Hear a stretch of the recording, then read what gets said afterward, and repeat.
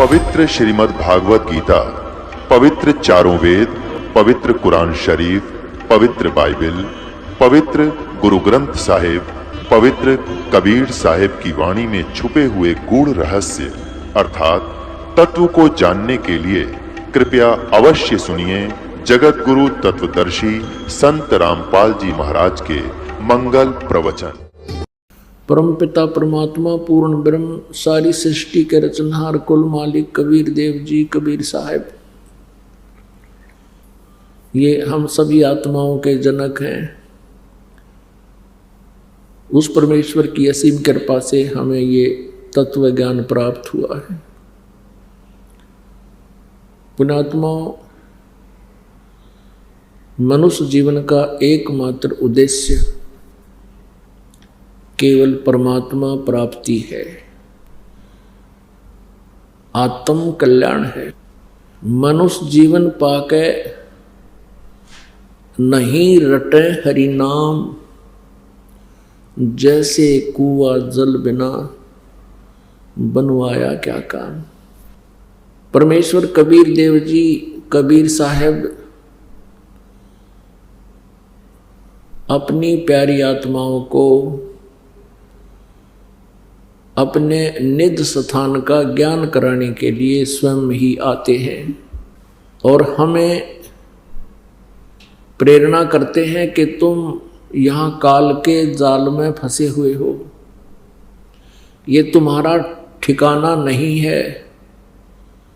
परमेश्वर कहते हैं झूठे सुख को सुख कहे मान रहा मनमोद, ये सकल चबीना काल का, कुछ मुख में कुछ गोद है। परमेश्वर कबीर जी वो हमारे पिता हैं, हम उनकी संतान हैं। चींटी से लेकर हाथी, रंग से लेकर राजा, सभी उसी की आत्माएं हैं। लेकिन अज्ञानता के कारण, काल प्रेरणा से हम अपने परमात्मा को भूल चुके हैं और हम इस काल के इस सुनियोजित जाल में फंसे हुए हैं। इन्हीं प्रक्रियाओं को हम फाइनल मान चुके हैं। तो यहाँ परमात्मा कहते हैं कि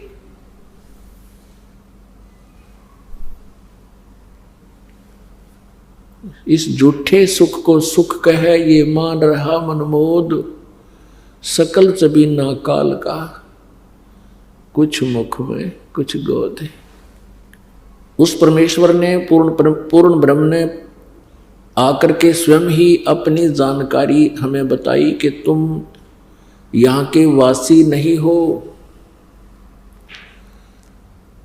परमात्मा कहते हैं ये काया तेरी है नहीं, माया कहाँ से हो। चरण कमल में ध्यान रख, इन दोनों को खो। नंगा आया जगत में, नंगा ही तू जाए, और बीच कर ख्वाबी ख्याल है, ये इस काल ने और माया ने तुम्हें भरमाया। सर्व सोने की लंका थी, रावण से रणधीरम, एक पलक में राज विराजी, जम के पड़े जंजीरम। परमात्मा याद दिलाते हैं कि आप जी जिस व्यवस्था में अपना मानुष जीवन व्यस्त किए हुए हो, बर्बाद कर रहे हो, व्यर्थ कर रहे हो, उद्देश्य क्या रखा हुआ है कि घना धन हो जा, बड़ी कोठी बन जावे, उसमें चिप्स मार्बल लग जावे, अच्छी कार हो, बैंक बैलेंस घना हो, फिर क्या हो जाएगा। परमात्मा याद दिलाते हैं कि सर्व सोने की लंका थी। रावण ने लंका पूरी जो है सोने की ईंटों से बना रखी थी, जैसे यहाँ गारा की ईंटें बनी हुई हैं और सीमेंट में चनी जाती है, चूने में चनी जाती थी। ऐसे सोने की ईंटें, स्वर्ण की, गोल्ड की, और गोल्ड की ही गारा सीमेंट, उसमें उसने महल बना रखे थे अपने। और यहां किसी के पास 200 ग्राम सोना हो जाए तो काख पीटता फिरे, और इन्होंने सोचा बहुत धनवान हो गया। परमात्मा कहते हैं ये भूल है। सारी सोने की लंका थी, रावण जैसे सूरवीर थे। परमेश्वर कबीर जी कहते हैं भक्ति बिना क्या होत है, ये भरम रहा संसार, रति कंचन पाया नहीं, रावण चलती बार। रति माने 1 ग्राम स्वर्ण रावण अपने साथ नहीं ले जा सका, सर्व सोने की लंका थी। तो क्या बताते हैं, भक्ति बिना क्या होता है, ये भ्रम रहा संसार, रति कंचन 1 ग्राम गोल्ड रावण साथ नहीं ले जा सका जब मृत्यु हुई चलती बार। दूसरी हमारी इच्छा क्या होती है, डिमांड, कि संतान हो, और संतान में भी पुत्र नहीं हुआ तो हम संतुष्ट नहीं होते। इस काल ने हमारे एक ऐसी प्रेरणा भर रखी है, जीव के बस की बात नहीं।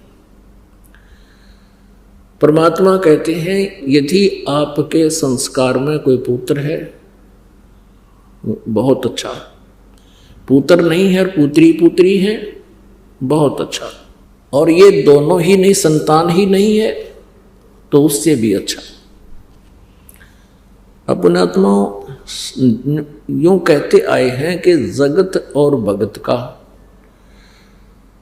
सदा ही विचारों का जो है आपस में डिफरेंस रहा है, और जिस कारण से उन दोनों के विचार कभी नहीं मिलते। दूसरे शब्दों में ये कहते हैं जगत और भगत का सदा ही बैर रहा है। इसका कारण क्या है? क्योंकि संत भक्त परमात्मा के उस विधान के अनुसार चलते हैं जिसका जगत को, यानी जो साधक नहीं है उनको ज्ञान नहीं। जगत को ज्ञान है केवल काल प्रेरणा का, काल की व्यवस्था का, ज्योति निरंजन द्वारा एक सुनियोजित षड्यंत्र रच के जो फंसा रखे हैं, केवल वहीं तक वह सीमित है। इसलिए ये शब्ददास ने कहा कि जिनके संतान नहीं है वो बहुत ही अच्छा, और है वो भी अच्छा, पुत्र है वो भी अच्छा, पुत्री है तो भी अच्छा, लेकिन संतान बिल्कुल नहीं है बहुत अच्छा। क्योंकि यदि आप भक्ति करना चाहते हैं तो परमात्मा के विधान से आपको परिचित होना पड़ेगा, उस पर विश्वास करना ही पड़ेगा।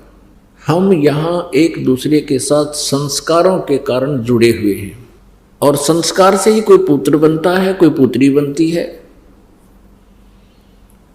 संस्कार से ही हम एक दूसरे के नाती बनते हैं, कोई साला बनता है, कोई दामाद बनता है, कोई ससुर बनता है, कोई सास बनती है। कहने का भाव यह है कि हम एक दूसरे से के साथ हमारे संस्कार जुड़े हुए हैं, जिस कारण से हम यहाँ संयोग से जुड़ते हैं, उस पूर्व जन्म के संयोग से। उन संस्कारों से हमारा फिर संयोग बन जाता है, हम यहाँ एक दूसरे के साथ जुड़ जाते हैं। एक उदाहरण देते हैं। एक व्यक्ति था, किसान था, उसको एक पुत्र प्राप्त हुआ, उसकी पत्नी की मृत्यु होगी। उसने दूसरा विवाह करवाया, उससे एक पुत्र की प्राप्ति हुई, फिर उसकी पत्नी की भी मृत्यु होगी और स्वयं की भी मृत्यु होगी। बड़ा लड़का जो था वो पहले वाली पत्नी से था और दूसरा दूसरे वाली पत्नी से हुआ। उनकी आपस में एज फैक्टर में कम से कम भी 10-12 वर्ष का अंतर था। छोटा लड़का 12 वर्ष का हुआ तो बड़े बड़े लड़के का विवाह हो चुका था। छोटे वाला लड़का यानी उसका छोटे वाला भाई बीमार हो गया। अब उन दोनों ने बहुत कुछ इलाज करवाने की चेष्टा की, भाई और भाभी ने, लेकिन इलाज भी करवाते रहे। फिर कुछ दिन के बाद उनके मन में दोष आ गया कि ये अब मृत्यु को प्राप्त हो जावे तो सारी जमीन अपनी ही रह जावे, सारी संपत्ति अपने पास रह जावे, और अब ये बीमार चल ही रहा है, सभी को पता है। तो उन्होंने क्या स्कीम बनाई, एक डॉक्टर से बात कर ली। डॉक्टर ने 500 रुपये लिए और उसको विष दे दिया छोटे भाई को, उसकी मृत्यु होगी। बात रफा दफा हुई, सभी को पता था भाई बीमार चल रहे हैं, महीना 2 महीने से वो बीमार थे, मृत्यु होगी, बात खत्म हुई। कुछ दिनों के उपरांत उस बड़े भाई को पुत्र प्राप्त हुआ और बहुत ही अच्छी तरह उसका लालन पालन किया, क्योंकि पूरी संपत्ति थी। अब वो लड़का विवाह के योग्य हो गया, उसका विवाह कर दिया। विवाह होने के उपरांत वो बीमार हो गया और इतना बीमार हो गया कि कम से कम उस पे कई लाख रुपए खर्च हो गए। अब बहुत चिंतित हुए, इकलौता पुत्र मृत्यु सैया पर, बहुत चिंतित। वो अपने बच्चे के पास बैठा हुआ है, वो व्यक्ति बहुत ही दुखी मन से वहां पर बैठा है। तब वो लड़का बोलता है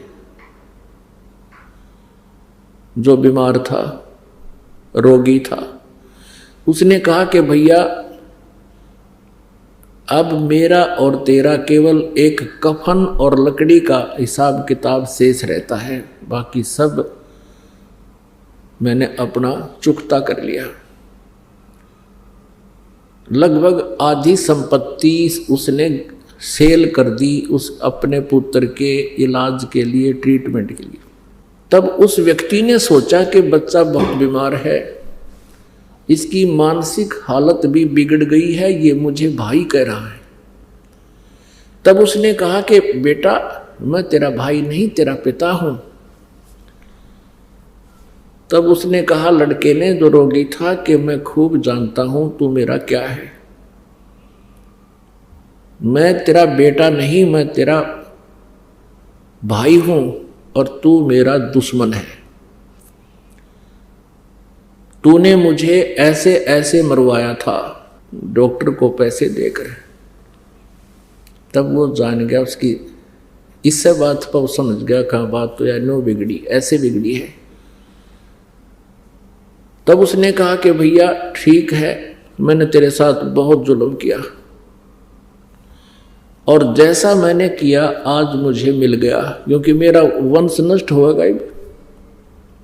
इकलौता पुत्र मृत्यु को प्राप्त हो रहा है, अब मुझे कोई खेद नहीं। मैंने जैसा जुल्म किया था मुझे फल परमात्मा ने दे दिया।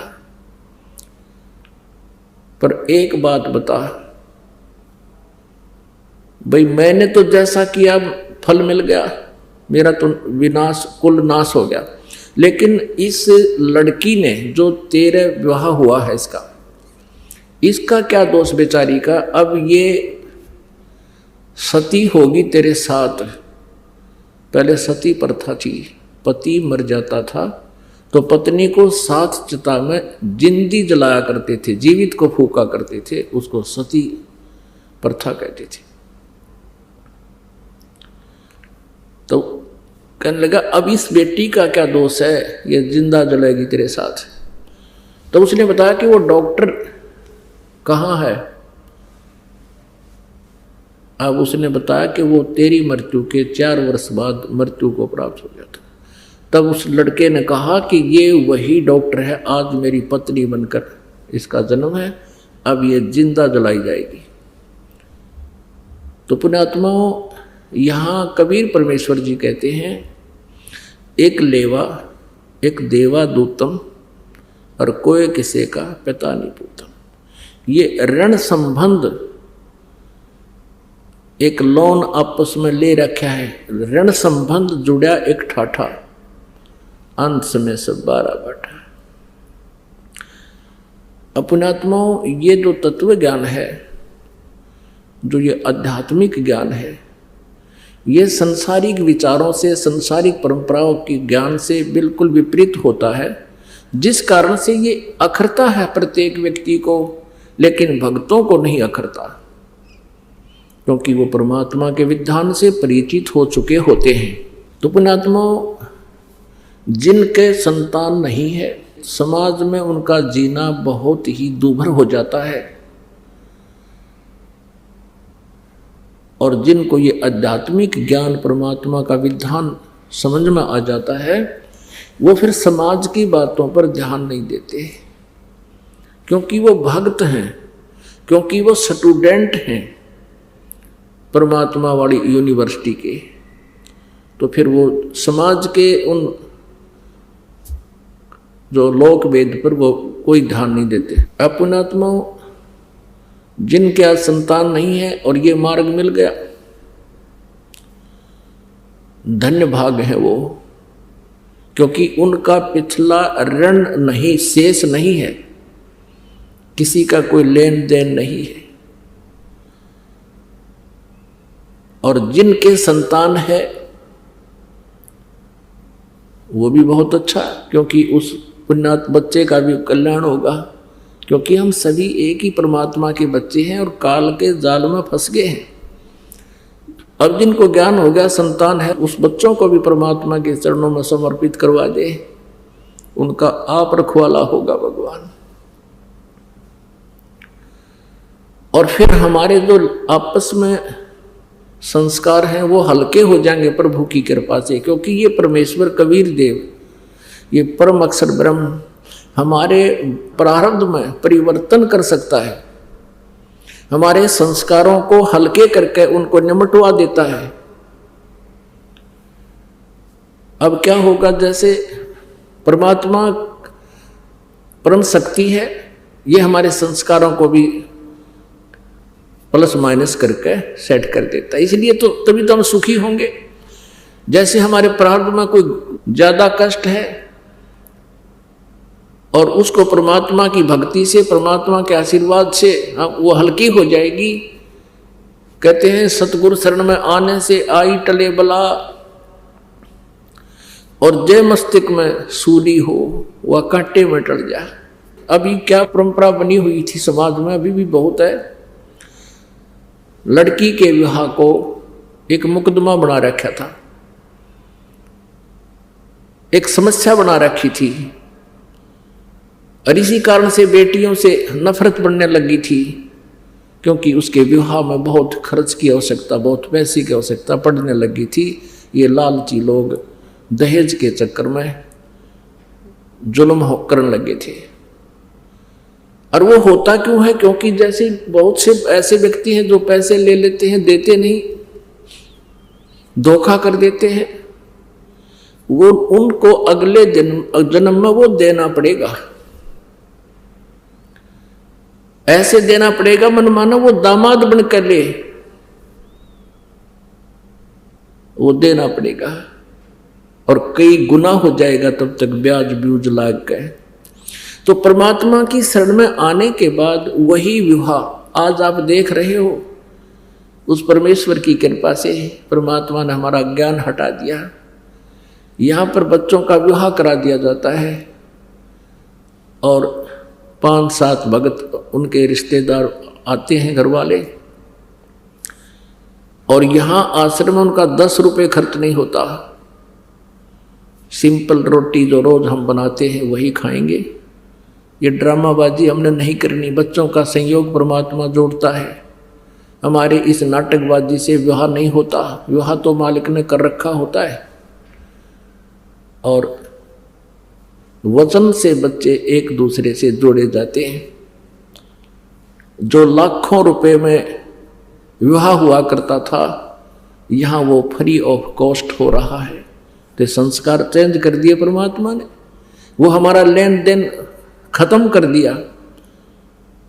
और एक न्यारी उमंग होती है ऐसे सिंपल ब्याह करने में।